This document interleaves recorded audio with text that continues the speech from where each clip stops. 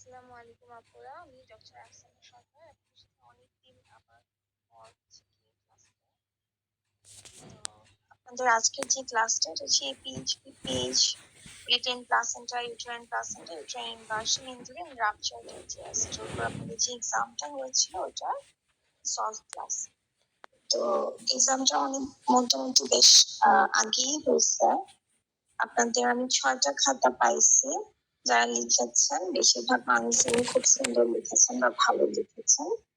তো আমি সলভ ক্লাসের সময় মেইনলি হচ্ছে কি আপনারা কোন জায়গাগুলোতে হচ্ছে গিয়ে ভুল করেছেন ওগুলা বলার চেষ্টা করবো। হুবহু হচ্ছে গিয়ে সলভটা রিডিং না করে, কারণ এটার তো শীট তো আপনারা পেয়েই যাবেন।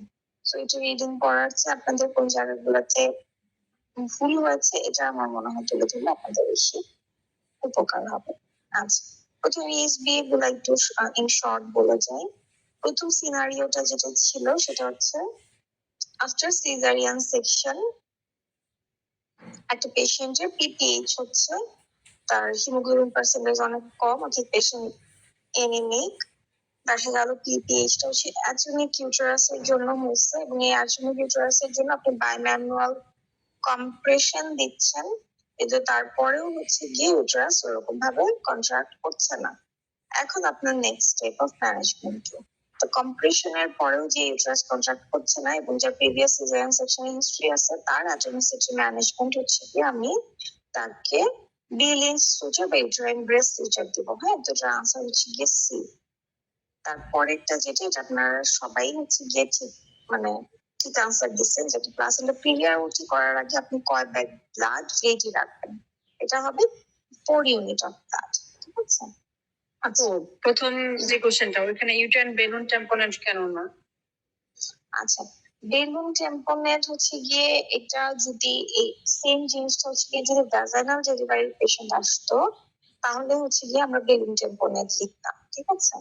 এখন যার হচ্ছে গিয়ে সিজারিয়ান সেকশন হয়েছে এবং সিজারিয়ান সেকশনের পরে পেশেন্ট এখন সিভিয়ারলি এনিমিক এবং আপনি বায়োম্যানুয়াল কম্প্রেশন দিলেও ওটা ওইরকম ভাবে কাজ করতেছে না, যার বায়োম্যানুয়াল কম্প্রেশনে কাজ করছে না তার আপনি ধরে নিতে হবে যে আহ যেটা বেলুন টেম্পোনেট, এটাও তো ওয়ান কাইন্ড অফ কম্প্রেশন কিন্তু, হ্যাঁ, যে এটা তাহলে কাজ করার সম্ভাবনা কম। আপনি এই জন্য নেক্সট স্টেপে হচ্ছে গিয়ে ল্যাপারোটমি এবং ব্রেস্ট সুচারে চলে যাবেন। কিন্তু এটাই যদি ভ্যাজাইনাল ডেলিভারি হতো, অ্যাটেনেসিটি হতো, তারপরে হচ্ছে গিয়ে আপনার ইন্ট্রাটনিক আপনি সব দিচ্ছেন তারপরেও কাজ করছে না, এরকম ভাবে আসতো, তাহলে আপনি হচ্ছে গিয়ে বেলুন টেম্পোনেট দিলে সেটা ঠিক হতো। ঠিক আছে?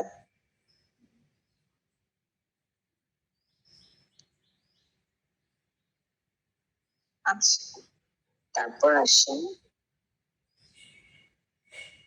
30 উইকস অফ প্রেগনেন্সিতে এপিএইচ নিয়ে বা পেইনলেস ভ্যাজাইনাল ব্লিডিং নিয়ে আপনার কাছে আসছে। যেহেতু পেইনলেস, তাহলে এটা আপনি প্লাসেন্টা প্রিভিয়া ধরবেন। তারপর দেখেন আলট্রাসোনোগ্রামে লো লাইন প্লাসেন্টা আসছে। এখন পেশেন্ট আপনার কাছে আসছে, তার এখন খুব একটা বেশি ব্লিডিং নাই, তার সিটিজি ভালো, পেশেন্ট বাসায় চলে যেতে চাচ্ছে। এখন আপনার তার জন্য সুইটেবল অপশন কি? তো এরকম ভাবে কোশ্চেনটা করলে মনে হয় কি যে আমরা মনে হয় আনসারটা বি লিখবো, যে হ্যাঁ যেহেতু ব্লিডিং মিনিমাম সে বাসায় চলে যেতে পারে। কিন্তু না, এপিএইচ এর পেশেন্ট বা প্লাজমা ফিভার পেশেন্ট ব্লিডিং নিয়ে আপনার কাছে যে কোনো সময় আসুক, আপনি কমপক্ষে 24 ঘন্টা অবজারভেশনের জন্য তাকে ভর্তি রাখবেন, যার কারণে আপনার আনসার হচ্ছে কি a, admission in maternity unit for observation until the bleeding stops. ঠিক আছে? ব্লিডিং আগে পুরোপুরি বন্ধ হলে তারপর আপনি পেশেন্টকে ছাড়বেন, তার আগে না, যতই মাইনর ব্লিডিং হোক। আচ্ছা, তারপর আসেন ইউটেরাইন রাপচারের ক্ষেত্রে সবচেয়ে কনসিস্টেন্ট ফাইন্ডিং কোনটা? রাপচারের ক্ষেত্রে সবচেয়ে কনসিস্টেন্ট ফাইন্ডিং হচ্ছে গিয়ে অ্যাবনর্মাল সিটিজি। হ্যাঁ, আপনি যদি কোনো একটা প্রিভিয়াস ওয়ান সিজারের পেশেন্টকে লেবারে রাখছেন, তার মনিটরিং এর খুব ইম্পর্টেন্ট একটা পয়েন্ট হচ্ছে গিয়ে সিটিজি, কারণ রাপচার হওয়ার আগে বা রাপচার হলে অবশ্যই আপনি সিটিজিতে চেঞ্জ পাবেন। আচ্ছা, তারপর আসেন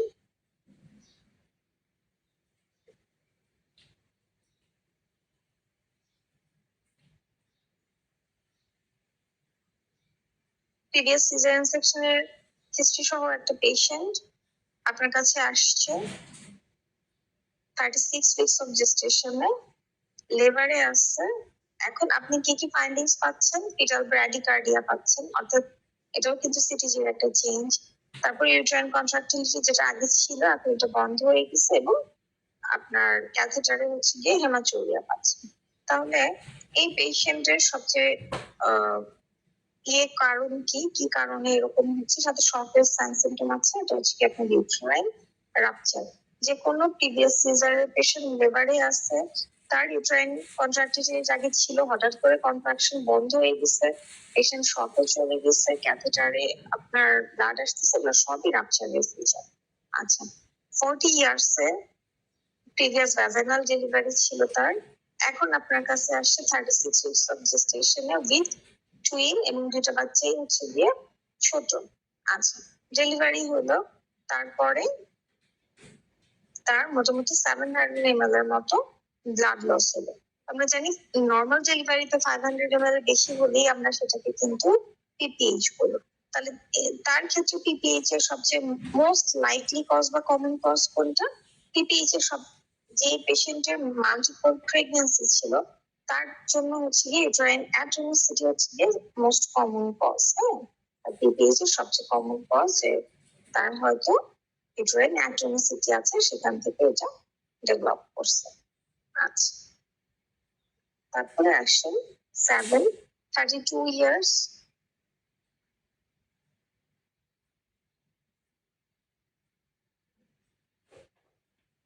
ফিফথ ডে অফ পিউরিয়ামে আপনার কাছে আসছে, তার ডেলিভারি ডেন্টোজের মাধ্যমে হয়েছে। এখন তার সমস্যা হচ্ছে গিয়ে 3 দিন ধরে পেলভিক পেইন আর ভ্যাজাইনাল ব্লিডিং। আচ্ছা, আপনি সাইন সিমটম যেগুলো পাইছেন সেটা হচ্ছে গিয়ে পালস বেশি পাইছেন, টেম্পারেচার বেশি পাইছেন, পেলভিক টেন্ডারনেস আছে। তাহলে সব মোস্ট লাইকলি কজ তার ক্ষেত্রে কি? তার ক্ষেত্রে মোস্ট লাইকলি কজ হচ্ছে তার এখন যেটা হচ্ছে সেটা হচ্ছে কি পিপিএইচ। আমরা জানি সেকেন্ডারি ফিফথ ডে যেহেতু সেকেন্ডারি পিপিএইচ এর যে কজ গুলো আছে, এখানে দেখেন cervical carcinoma, bacterial vaginosis, uterine rupture, এগুলো পুরোটাই কিন্তু সেকেন্ডারি পিপিএইচ এর কজ না। এন্ডোমেট্রাইটিস হচ্ছে কি সেকেন্ডারি পিপিএইচ এর একটা কজ। সো এখানে যেহেতু মাত্র একটাই সেকেন্ডারি পিপিএইচ এর কজ দেওয়া আছে, আপনারা এইটাই আনসার হিসেবে লিখবেন, এন্ডোমেট্রাইটিস। আচ্ছা, which of the following best defines secondary PPH? এটা ডেফিনেশন, এটা আপনারা সবাই পারছেন, 24 ঘন্টার পর থেকে 6 উইকস পোস্টপার্টাম পর্যন্ত। Most common cause of secondary PPH, এটাও আপনারা মোটামুটি সবাই পারছেন, রিটেইন প্লাসেন্টাল ব্লিড, বা রিটেইন প্রোডাক্টের কারণে সবচেয়ে বেশি সেকেন্ডারি পিপিএইচ হয়। আচ্ছা, এখন আসেন 25 years old low risk women delivered a healthy baby at term by an emergency cesarean section for massive APH, blood loss মোটামুটি 1.5 লিটার। তাহলে এখানে যেটা বোঝাতে চাইছি, তার এবার অ্যাপ্রাক্সিও ছিল, নেক্সট তার অ্যাপ্রাক্সিও হওয়ার রিস্ক কত? এটা ছিল 4.5%, হ্যাঁ, রিকারেন্স রেট যেটা। আচ্ছা, এখন আমরা হচ্ছে গিয়ে এসএকিউতে চলে আসি।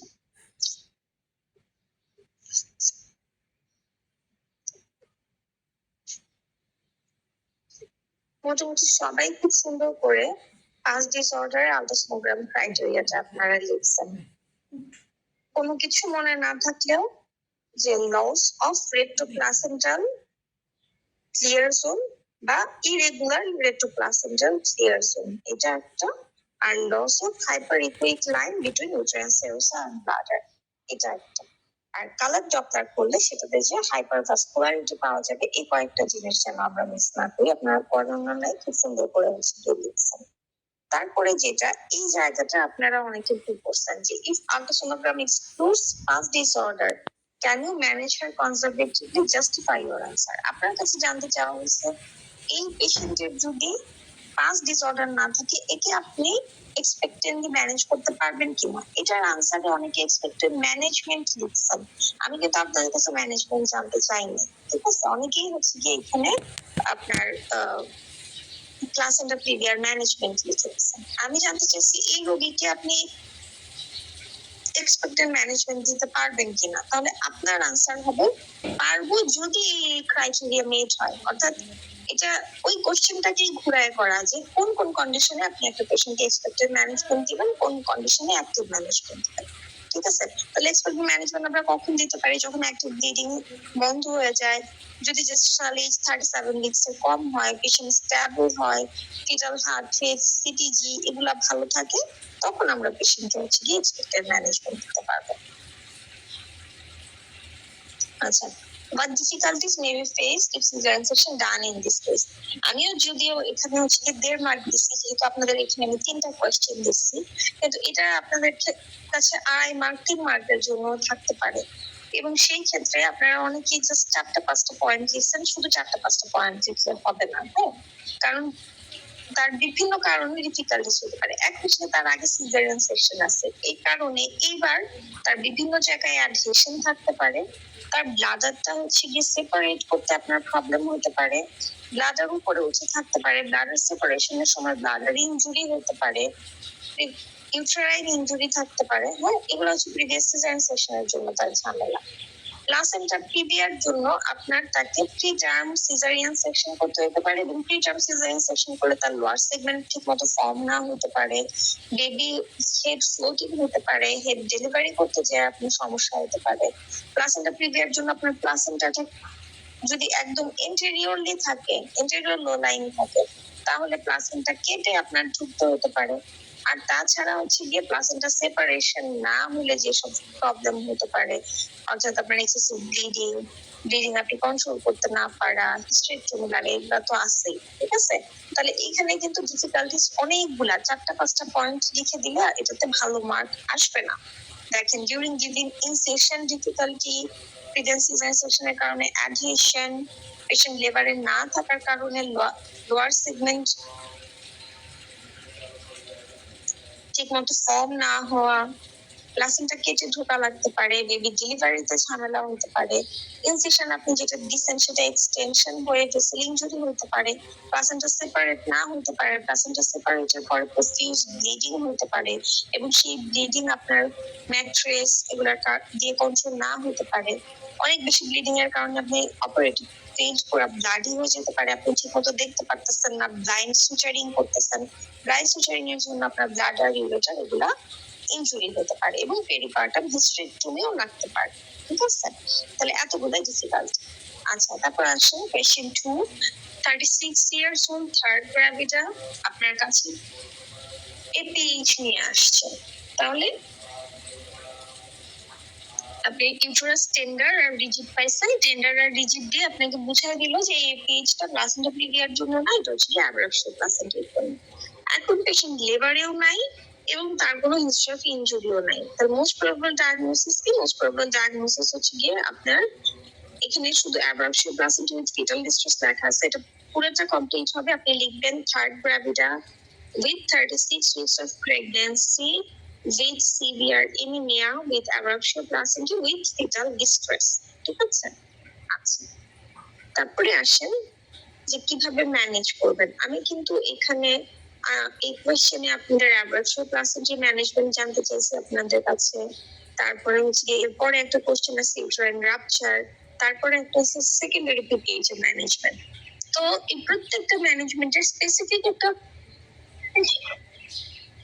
ম্যানেজমেন্ট থাকবেই, যেটা অ্যাব্রাপশিওর বা রাপচারের বা সেকেন্ডারি পিপিএইচ ম্যানেজমেন্ট। কিন্তু যে কোনো ব্লিডিং কন্ডিশনে যেখানে পেশেন্টের এনিমিয়া সিভিয়ার বলা হচ্ছে, এদের ম্যানেজমেন্টে কিন্তু আপনার আগে এবিসি ম্যানেজমেন্ট লিখে নিতে হবে ইন শর্ট, ঠিক আছে? 3টাতেই লিখে দিতে হবে। এবং এবিসি ম্যানেজমেন্ট সবার জন্য এক, শাউট ফর হেল্প, কাউন্সিলিং করবেন, এবিসি ম্যানেজমেন্ট দিবেন, অর্থাৎ এয়ারওয়ে ব্রিদিং সার্কুলেশন। যদি আপনার মার্ক বেশি থাকে, সময় বেশি থাকে, তাহলে এবিসি কেও আপনার ভেঙে ভেঙে লিখতে হবে যে এয়ারওয়ে আর ব্রিদিং আপনি অ্যাসেস করবেন by look, listen, feel, manage করবেন by position, oxygen inhalation, if necessary intubation. সার্কুলেশনের জন্য আপনি একটু হোয়াইট বোন চ্যানেল ওপেন করবেন, সার্কুলেশন আপনি অ্যাসেস করবেন হচ্ছে গিয়ে pulse, blood pressure, temperature, urine output এগুলা দিয়ে, এবং সার্কুলেশন আপনি ম্যানেজ করবেন হচ্ছে গিয়ে টু হোয়াইটবোর্ড চ্যানেল ওপেন করে আপনি ফ্লুইড স্টার্ট করবেন, ব্লাড গ্রুপিং ক্রস ম্যাচিং করতে পাঠিয়ে দিবেন, ব্লাড চলে আসলে আপনি ব্লাড দিবেন, তার ক্যাথেটার করবেন, এবং আপনি তার রেগুলার ফলো আপ করবেন। এতগুলা কিন্তু আপনার জেনারেল ম্যানেজমেন্ট। আর স্পেসিফিক ম্যানেজমেন্ট বলা হচ্ছে পেশেন্ট লেবারে না, আর fetal heart rate 175 beats per minute, অর্থাৎ ফিটাল ডিস্ট্রেসের একটা কম্পোনেন্ট আপনি পেয়ে যাচ্ছেন ফিটাল হার্ট রেট বেশি। এখন আপনি যখন তার জেনারেল ম্যানেজমেন্টটা করতেছেন শকের পেশেন্টের, ইন দ্য মিন টাইম আপনি পেশেন্টের একটা সিটিজি করেন। যদি সিটিজিও এই জেনারেল ম্যানেজমেন্ট পাইতে পাইতে যদি সিটিজিতে অ্যাসিউরিং হয়ে যায়, ফিটাল হার্ট রেটটা 175 থেকে কমে আসে, তখন আপনি পেশেন্টকে ইনডিউস করতে পারবেন এআরএম প্লাস মাইনাস অক্সিটোসিন দিয়ে।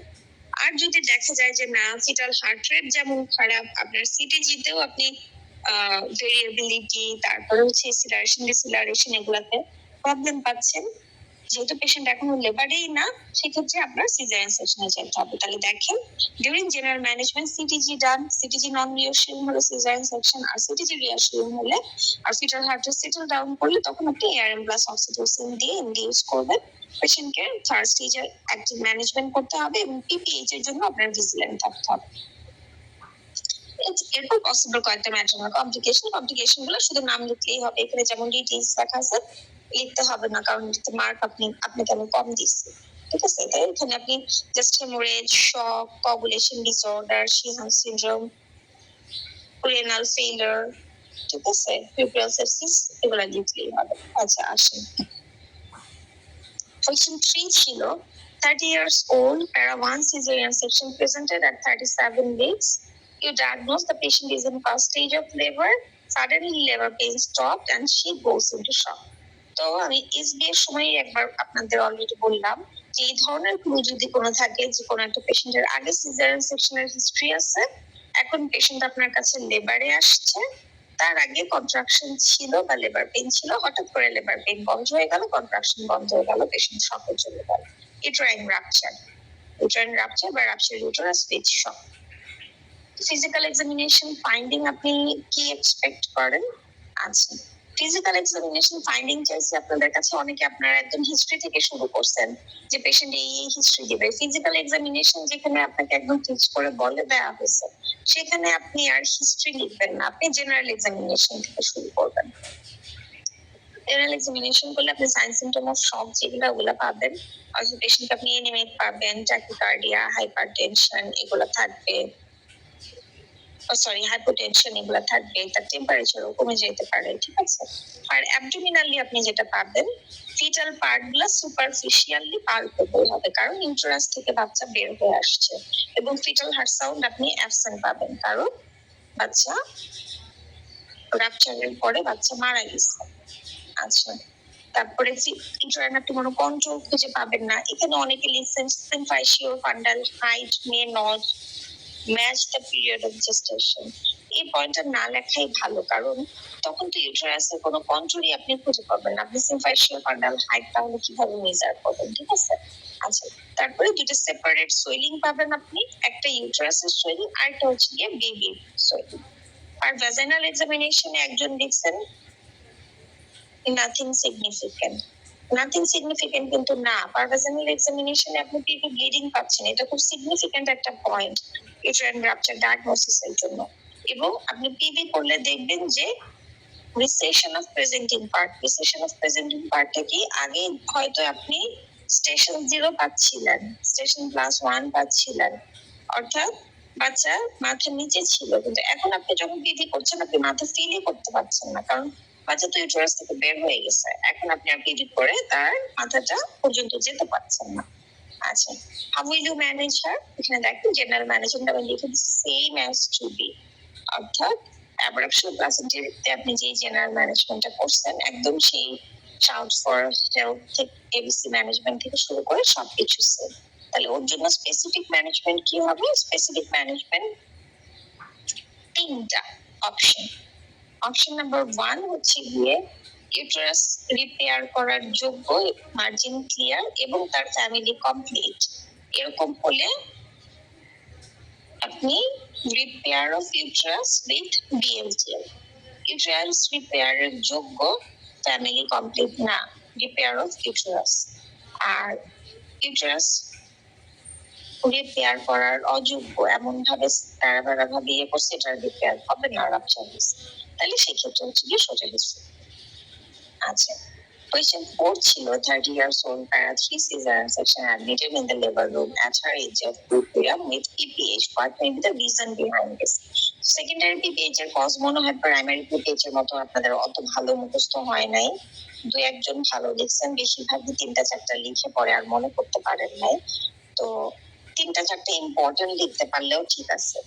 সেকেন্ডারি পিপিএইচ এর মোস্ট কমন কজ হচ্ছে রিটেন ব্লিডস অফ প্লাসেন্টা বা মেমব্রেন, এটা যেন মিস না হয়। তারপর হচ্ছে ইনফেকশন, এন্ডোমেট্রাইটিস, হ্যাঁ, এই কয়টা সবচেয়ে ইম্পর্টেন্ট পয়েন্ট। তারপরে আপনি সাবভেন্টিলেশন বলবেন। তারপরে যদি সিজারিয়ান সেকশন হয় তাহলে ওন্ডের ওখানে কোনো একটা সেপারেশন অফ স্লাফ হওয়ার কারণে হতে পারে। এছাড়া আদার কিছু আনকমন কজ আছে, এগুলো মনে রাখতে পারলে ভালো, না মনে রাখতে পারলেও সমস্যা নেই। ম্যানেজমেন্ট কিভাবে করবেন? আবারও সেই এবিসি ম্যানেজমেন্ট অর্থাৎ জেনারেল ম্যানেজমেন্টটা সবার জন্য এক, স্পেসিফিক ম্যানেজমেন্টটা, হ্যাঁ, স্পেসিফিক ম্যানেজমেন্টটা সেকেন্ডারি পিপিএইচ আপনারা ভালো লেখেন নাই, এটা কিন্তু আপনার ধরে ধরে লিখতে হবে যে এটা হলে এটা করব, কারণ কি কারণে সেকেন্ডারি পিপিএইচটা হচ্ছে তার উপরে কিন্তু আপনার ম্যানেজমেন্টটা ডিপেন্ড করতেছে যে সেকেন্ডারি পিপিএইচ কি কারণে হচ্ছে। তাহলে কারো সেকেন্ডারি পিপিএইচ ধরেন আপনি ইনফেকশনের অ্যান্টিবায়োটিক হচ্ছে কমন, অ্যান্টিবায়োটিকটা আমরা সবাইকে দিব, সেকেন্ডারি পিপিএইচ এর সব পেশেন্টকে আমরা অ্যান্টিবায়োটিক দিব। আচ্ছা, এবং ব্রড স্পেকট্রাম অ্যান্টিবায়োটিক দিব, এজিএম বলছি আমরা, এ হচ্ছে ampicillin, G for gentamicin, M for metronidazole, হ্যাঁ, এই 3টা অ্যান্টিবায়োটিকের কম্বিনেশন দিব। তারপরে যদি ব্লিডিং প্রোডাক্ট থাকে তাহলে সেটা রিমুভ করব, যদি কোনো একটা স্লাফিং ওন্ড থাকে তাহলে সেখানে হেমোস্ট্যাটিক সুচার দিব, যদি সিজারিয়ান সেকশনের পরে হচ্ছে এরকম সেকেন্ডারি হেমোরেজ হচ্ছে অ্যান্টিবায়োটিকে সেটা কন্ট্রোল হচ্ছে না, তাহলে ল্যাপারোটমিও লাগতে পারে। ল্যাপারোটমি পরে যদি আমি কোনো ব্লিডিং পয়েন্ট পাই তাহলে সেটা সুচার দিয়ে কন্ট্রোল করব। আর যদি কোনোভাবেই কন্ট্রোল না হয় ইভেন আমার হিস্টেরেক্টমিও কিন্তু লাগতে পারে। আর হচ্ছে আপনার ইউটেরোটনিকের মধ্যে শুধু মিথারজিনটা আমরা দিব, অনেকে অক্সিটোসিন, সাইটোমিস এগুলোর কথা লিখছেন। সেকেন্ডারি পিপিএইচ এর কারণ কিন্তু কখনোই অ্যাটনিসিটি না, যেহেতু অ্যাটনিসিটির কারণে হয় না সেহেতু আপনার অক্সিটোসিন, সাইটোমিস এখানে কাজ করবে না, আপনি মিথারজিনটা দিতে পারেন। আর হচ্ছে গিয়ে মেইনলি আপনার এখানে জেনারেল ম্যানেজমেন্ট, অ্যান্টিবায়োটিক, তারপরে স্পেসিফিক ম্যানেজমেন্ট যেগুলো আমি ধরে ধরে বললাম এগুলি, ঠিক আছে? আচ্ছা, এরপরে আসেন ইউটেরাইন আর্টারি এম্বোলাইজেশন করা লাগতে পারে, ligation of uterine artery hysterectomy, মানে যে পিপিএইচ এর যে কোনো পিপিএইচ এর সার্জিক্যাল ম্যানেজমেন্টে যখন আপনারা যান তখন যে পয়েন্ট গুলো যে সবার আগে আমি বিলিঞ্চ দেবো, বিলিঞ্চ না হলে ইউটেরাইন আর্টারি লাইগেশন করবো, সেটা না হলে ইন্টারনাল আইলিয়াক আর্টারি, ইউটেরোভারিয়ান অ্যানাস্টোমোসিস, এবং লাস্ট হচ্ছে হিস্টেরেক্টমি। আর যদি আপনার কাছে ইয়ে থাকে, ফ্যাসিলিটি থাকে, তাহলে ইউটেরাইন আর্টারি এম্বোলাইজেশন। আচ্ছা, কোশ্চেন 5 ছিল প্রাইমারি পিপিএইচ সবাই লিখছেন, প্রাইমারি পিপিএইচ উইথ শক লিখলে ভালো হতো, উইথ শকটা একটু আমরা মনে করে এখানে অ্যাড করব। পিপিএইচ বান্ডল নিয়ে লিখতে বলছি, লিখছেন মোটামুটি, খারাপ লিখেন নাই, কারো হয়তো 2-1টা পয়েন্ট ছুটে গেছে মনে না থাকার জন্য। তো পিপিএইচ বান্ডল আমাদের একদম মুখস্থ থাকে, হ্যাঁ, এটা শুধু পরীক্ষার জন্য না, এটা আমার ডে টু ডে লাইফে প্রয়োগ করার জন্য, ঠিক আছে? তাহলে ফার্স্ট রেসপন্স বান্ডলে হচ্ছে আপনার ইউটেরাইন মাসাজ আর ফ্লুইড ইউটেরোটনিক ট্রানএক্সামিক এসিস্টটা অনেকে ভুলে গেছেন, হ্যাঁ, 3টা পয়েন্টস লিখছেন, 3টা না কিন্তু 4টা। আচ্ছা, সাপোর্টিভ এর মধ্যে 3 ইন্টিব্লাডার একটি ইউটেরাস, আর রিফ্র্যাক্টরি পিপিএইচ বান্ডলের মধ্যে হচ্ছে compression, balloon tamponade, non pneumatic anti shock garment, supportive মিজারের মধ্যে হচ্ছে গিয়ে ট্রান্সফিউশন, রেফারাল আর surgery. Rule of 30 in PPH কেউ কেউ পড়েন নাই, বুঝতে পারেন নাই এটা কি, না বুঝতে পেরে আনসার করতে হবে, এই জন্য যেটা মনে হয়েছে লিখছেন, আর যারা পড়ছেন তারা ভালোই লিখতে পারছেন। তো রুল অফ 30 হচ্ছে গিয়ে তার পালস 30 বেড়ে যাবে, ব্লাড প্রেশার 30 কমে যাবে, রেসপিরেটরি রেট 30 বেড়ে যাবে, ইউটেরাইন আউটপুট 30 ml পার লিটারের চেয়ে কম হয়ে যাবে, হ্যাঁ, এটা হচ্ছে গিয়ে রুল অফ 30 অফ পিপিএইচ। আমরা এখানে 2টা পয়েন্ট হচ্ছে ক্লিয়ার করছি। ইউটেরাইন আউটপুটের একটা আছে, হেমাটোক্রিটের একটা আছে, যে হেমাটোক্রিটটা লেস দেন 30 ইয়া হবে, আর মোর দেন 30% ব্লাড লস। এটা কিন্তু আপনাদের নতুন তথ্য, যে 10th এডিশন ওখানে এরকম টেবিল করেই দেয়া আছে, এখানে কোনো একটা কারণে 6টা পয়েন্টের মধ্যে 3টা পয়েন্ট আসছে, হ্যাঁ, আরো 3টা পয়েন্ট আছে। Rule of 30 PPH. এই ছিল মোটামুটি আপনাদের হচ্ছে গিয়ে সলভ। তারপর আপনারা খাতা পেলে যার যেখানে ওগুলো আমি মোটামুটি মার্কিং করে দিচ্ছি, ওগুলো আপনারা দেখে নেবেন। তাহলে মামুনুর রহমান সাহেব আছেন আপনি?